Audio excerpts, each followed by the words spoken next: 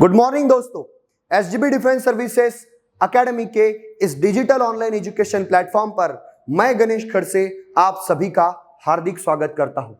दोस्तों, हम भारत के इतिहास की महान कहानी को जान रहे थे और इस महान कहानी को जानते वक्त मैंने आपको बताया था कि सर पढ़ना है। क्यों? क्योंकि सर हमें भी महान बनना है। और इस महानता के दौर में, इस महानता की जर्नी में हमने बताया था कि सर ये इतिहास जो है इसका महत्व क्या है, इस इतिहास को साइंस बनाने वाले इसके एविडेंसेस, उनके प्रकार क्या है, ये भी हमने समझ लिए थे। और साथ ही साथ इस भारत में इतिहास को पढ़ने की एक जो शुरुआत हुई उसमें विलियम जोन्स का, इसमें अलेक्जेंडर कनिंघम का और सर जॉन मार्शल का क्या महत्व है ये भी हम समझ चुके थे। साथ ही साथ एक अद्भुत सिविलाइजेशन जो कि आज से 100 साल पहले सामने आया वो था इंडस वैली सिविलाइजेशन या फिर हड़प्पन सिविलाइजेशन। इसके हर एक साइट्स में, इंपॉर्टेंट साइट्स में क्या क्या मिला ये भी हमने जान लिया है। आशा करता हूं आपने सब वो नोट्स लिखे होंगे। दोस्तों, इस इंडस वैली सिविलाइजेशन को और खास बनाने वाले उसके कुछ कैरेक्टरिस्टिक्स है जो आज मुझे इंपॉर्टेंट लगते हैं आपको बताना। तो क्या है वो बातें? तो इंडस वैली सिविलाइजेशन मतलब कि 2-4 साइट या 10-12 साइट नहीं, लगभग 1500 से ज्यादा साइट्स हमें आज मिलती हैं। कहां कहां पर स्प्रेड है वो साइट्स? तो आज के इंडिया में भी है, पाकिस्तान में भी है और अफगानिस्तान में। लगभग 13 लाख स्क्वायर किलोमीटर के एरिया में ये सिविलाइजेशन फैला हुआ था। हमने जैसे मैंने बताया था कि सर ये आपको कश्मीर, उत्तर प्रदेश, महाराष्ट्र और अफगानिस्तान तक लेके जाता है। इतने बड़े भूभाग पर ये स्प्रेड है। Trade with Mesopotamian and Sumerian. Last lecture में मैंने बताया आपको कि इस भारत का जो ट्रेड है वो मेसोपोटेमिया और सुमेरिया के साथ में चलता था। कंटेम्पररी वर्ल्ड के 4 पुरानी सिविलाइजेशन, चाइना, मेसोपोटेमिया, सुमेरिया और इंडिया, और इन चारों सिविलाइजेशन में सबसे बड़ा एरिया था इंडस वैली सिविलाइजेशन का। इस इंडस वैली सिविलाइजेशन का मेसोपोटेमिया और सुमेरिया के साथ में व्यापार चलता था और वो सिलेंड्रिकल सील हमने देखी थी, तो वो प्रमाण है कि सर इनका ट्रेड इनके साथ में चलता है। लेकिन सर इंडस वैली सिविलाइजेशन का ट्रेड चाइना के साथ में चलता है क्या? तो इसका कोई प्रमाण हमें नहीं मिलता। तो बात यहां तक ही रखेंगे, जब तक प्रमाण मिला है, एविडेंस मिला है तब तक ही रखेंगे। कोई हवा में बातें नहीं करनी हमें। तो कहानी है लेकिन सच्चाई पर आधारित, कोई काल्पनिक कहानी नहीं बनानी है। तो सच्चाई वाली कहानी में हमें यह पता है कि इनका ट्रेड मेसोपोटेमिया और सुमेरिया के साथ में चलता था। इसको एक और प्रमाण दिया जाता है कि सर मेसोपोटेमिया और सुमेरिया के जो बुक्स है, उनकी जो किताबें हैं पुरानी, उन किताबों में इंडस वैली सिविलाइजेशन को नाम दिया गया है। क्या नाम? मेलुहा या फिर मगान। क्या नाम है? मेलुहा या फिर मगान। इस नाम से इंडस वैली सिविलाइजेशन को ये मेसोपोटेमिया और सुमेरिया के लोग जानते थे। आगे चलते हैं कि इसकी साइट्स का स्प्रेड कहां कहां तक हुआ है। तो northern most site last lecture में बताया था मांडा कश्मीर में है, eastern most site Alamgirpur Uttar Pradesh में है, southern most site Daimabad Maharashtra में है और वेस्टर्न मोस्ट साइट सुत्का-गेंडोर अफगानिस्तान में है। इतने बड़े एरिया पर यह सिविलाइजेशन स्प्रेड था। इस सिविलाइजेशन की खासियत यह है कि इनके जो टाउन मतलब इनके जो शहर थे, वो शहरों की रचना बड़ी अद्भुत थी। मतलब चौकोन पैटर्न में घर थे, ठीक है। तो गिल्ड पैटर्न, आपने शायद चेस बोर्ड कभी खेला होगा, तो चेस बोर्ड का जो पैटर्न रहता है ऐसी पैटर्न में इनके घर थे। लेकिन वहां पर 2 घरों के बीच में विशिष्ट अंतर रखा जाता था। घर, गांव के जो रास्ते थे वो 90 डिग्री में इंटरसेक्ट होते थे। 90 डिग्री तो समझते होंगे बच्चों आप, तो 90 डिग्री में एक दूसरे को इंटरसेक्ट होते थे। हर गांव में ईस्ट से वेस्ट जाने वाला और नॉर्थ से साउथ जाने वाला, ऐसे 2 बड़े बड़े रास्ते दिखेंगे आपको। बाकी जो गलियां है वो छोटी छोटी है, लेकिन ये 2 बड़े रास्ते दिखेंगे और हर रास्ता 90 डिग्री में एक दूसरे को इंटरसेक्ट होता हुआ दिखेगा। हर शहर में एक लोअर टाउन और एक अपर टाउन, उसकी दिशा भी तय थी। ईस्टर्न डायरेक्शन में लोअर टाउन, वेस्टर्न डायरेक्शन में अपर टाउन। और ये अपर टाउन जो रहता था ना, इसको सिटाडेल रहता था। सिटाडेल मतलब फोर्टिफिकेशन वॉल, कंपाउंड वॉल, सुरक्षा भिंत, ये यहां पर रहती थी। लेकिन मैंने एक बात बताई थी आपको, वो कौन सा शहर था जहां पर ये सिटाडेल या फिर कंपाउंड वॉल एब्सेंट है? तो आंसर क्या था? चहुंदारो। Very good. तो दोस्तों, रोड्स 90 डिग्री में इंटरसेक्ट होते हैं। अब देखो, कंटेम्पररी जो 3 सिविलाइजेशन है उन सब में आपको टाउन प्लानिंग दिखेगा, घर अच्छे से बनाए हैं। लेकिन सर एक जो चीज जो इंडस वैली सिविलाइजेशन के सिवा दूसरे कोई सिविलाइजेशन में देखने को नहीं मिलती वो है अंडरग्राउंड ड्रेनेज सिस्टम। अद्भुत। सिर्फ नालियां नहीं है आज के जैसी। आज देखते हैं हम भारत में नालियां, सर वो नालियां बुझ जाती है, पानी पास ही नहीं होता, ब्लॉक हो जाती है और कई कई दिनों तक वहां पे दुर्गंधी और कई सारे बीमारी वाले मच्छर पैदा होते हैं। और ऐसे जो दृश्य है हमें इस देश में देखने को मिलते हैं।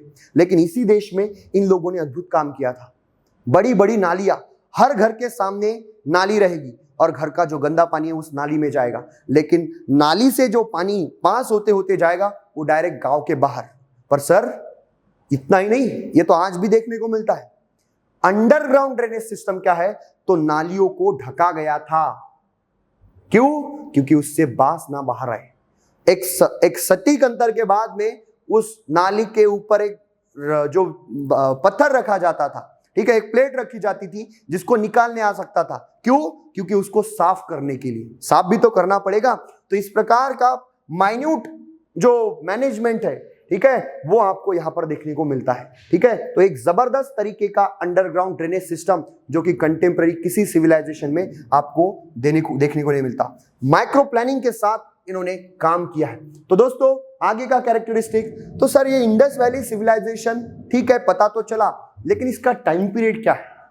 तो एक टेक्निक है कार्बन डेटिंग, एक साइंटिफिक टेक्निक है, ठीक है, कार्बन डेटिंग सिस्टम। तो उससे ये पता चला कि ये सिविलाइजेशन जो है ये 2500 BCE से लेके 1750 BCE इस पीरियड में अपने चरम पर था, जेनिथ पर था, परमोच्च बिंदु पर था। ठीक है, तो ये जो है कार्बन डेटिंग के अनुसार ये तारीख इस सिविलाइजेशन की थी। ये जो सिटीज थी, ये शहर जो बसे हुए थे इस पीरियड में बसे हुए थे, ऐसा इसका मतलब है। तो दोस्तों कैरेक्टरिस्टिक्स में आगे मेटल का एक पॉइंट। अब सर जायज सी बात है कि कोई भी सिविलाइजेशन जो है उसको मेटल की जानकारी मालूम होनी चाहिए। हालांकि ऐसे नहीं कि एकदम से आ गई, धीरे धीरे करके इंसान को मेटल्स की जानकारी मिलती गई। इंडस वैली सिविलाइजेशन में जब भारत में लोग रहते थे तो उनको कौन से मेटल की जानकारी थी? तो जैसे कि कॉपर, ब्रॉन्ज, टीन, लीड और गोल्ड और सिल्वर की भी इनको जानकारी थी। बट इसमें आपको आयरन का नाम नहीं देखने को मिलेगा। क्यों? क्योंकि आयरन की खोज आज से 3000 साल पहले लगी है और ये लोग जो है आज से 5000 साल पहले होकर गए, 4 या 5000 साल पहले। तो दोस्तों आयरन की खोज बात की है और ये लोग उससे पहले होके गए, इसीलिए इन लोगों को आयरन जो है ये मेटल मालूम नहीं था। Iron was not known to them.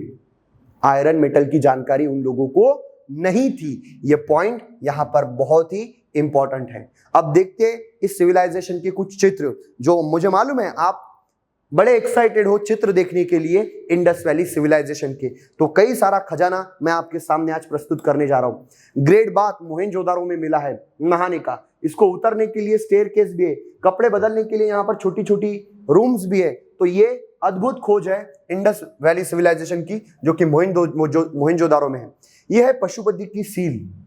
तो सर ये एक पशुपति है, पशुपति मतलब जिसके इर्द गिर्द प्राणी है, जैसे कि एक भैंस है, शेर है, हाथी है, यहाँ पर एक शिंगा या फिर इसको हिपोपोटामस या फिर एक शिंगा, दोनों में से कुछ तो भी है और ऊपर कुछ तो भी लिखा भी है जिसको आज हम पढ़ नहीं सके। ठीक है, तो ये एक प्रकार का प्रोटोशिवा है।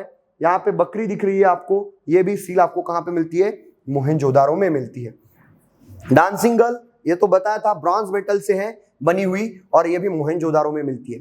ये प्रिस्ट या किंग कोई तो भी एक बड़ा व्यक्ति है जिसका स्टैचू भी हमें मोहेंजोदारो से मिलता है। ये देखिए उसका HD फोटो। अब सर दाढ़ी बीड़ी शॉल बील एकदम नरेंद्र मोदी जैसे दिख रहा है, बिल्कुल है ना? तो ठीक है, बहुत सारे लोग उसको मजाक में नरेंद्र मोदी कहते, लेकिन नरेंद्र मोदी जी का इससे कोई लेन देन नहीं है। ये बहुत पुरानी संस्कृति है।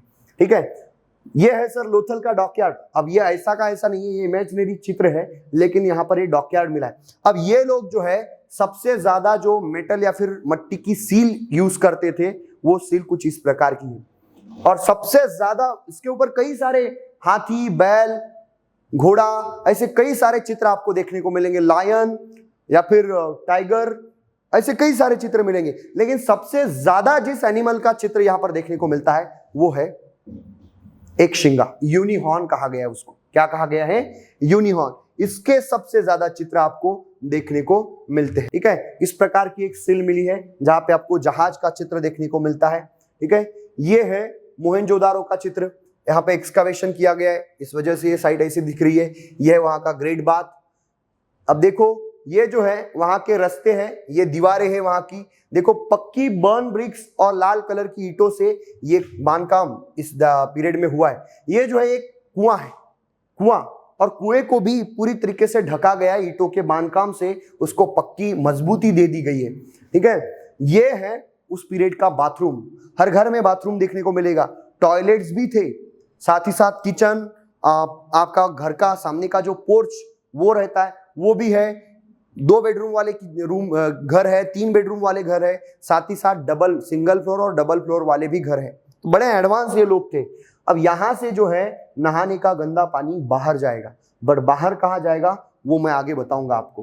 ठीक है, तो पहले ये ऐसी साइड्स थी, मट्टी के ढेर, इसके नीचे ये सब साइड्स दबी हुई थी। उस मट्टी को हटा करके इन आर्कियोलॉजिस्ट ने ये शहर जो है, ये पुरानी संस्कृतियां हमारे सामने लाई।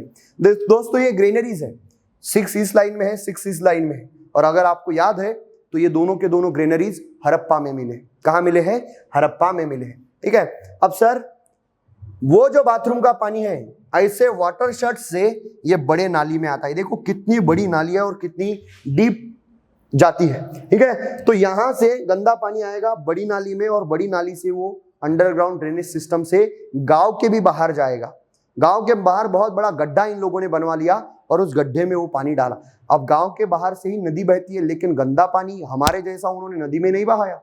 ठीक है, हमारी आदत तो बुरी है, लेकिन सर ये लोग बड़े अच्छे थे, एक स्पेशल गड्ढा बनाए उसमें वो पानी डालते थे। ठीक है, साथ ही साथ ये वेट्स मेजरमेंट्स ये मिलते हैं। ये इक्का गाड़ी यहाँ पर मिली है, यह एक शिंगा, यहाँ पर कुछ लिखा है लेकिन आज तक हम उसको पढ़ नहीं पाए। ठीक है, ये एक शिंगा जिसको राइनासोर कहा है। ये बैल का चित्र आपको देखने को मिलता है। कई सारी सील्स मिलती है, कुछ तो भी लिखा है लेकिन पढ़ नहीं पाए, समझ नहीं सकते। अब इनको पढ़ने लिखने की जानकारी थी, लेकिन हम आज कम पढ़ते हैं इनके लिखे गए चीजों को समझने में। ठीक है, ये और एक सील मिलती है, ध्यान करते हुए कई सारे एनिमल्स सील्स पर आपको देखने को मिलेंगे। ये टॉयज है, इनके द्वारा बच्चों की ये खिलौने मट्टी से बनाए हैं खिलौने। ठीक है, ये देखो, अब इससे पता चलता है कि इन लोग सजने धजने में भी इंटरेस्ट रखते होंगे, इसीलिए डेकोरेशन मिलता है आपको इस टॉयज के ऊपर। ये है हड़प्पा में मिला हुआ वो महिला और उसके बच्चे का बरियल।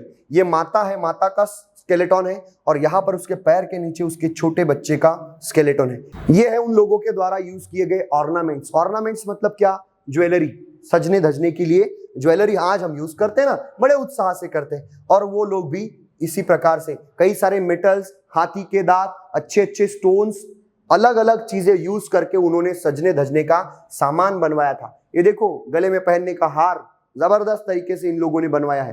ठीक है, अब सर सवाल यह है कि 1750 बीसीई में कार्बन डेटिंग के अनुसार ये सिविलाइजेशन वैनिश हो जाता है, लेकिन सर रीजन क्या है वैनिश होने के पीछे का? तो हिस्टोरियन कई सारे तर्क देते हैं। ठीक है, कि सर कोई कहता है कुछ हुआ, कोई कुछ कहता है।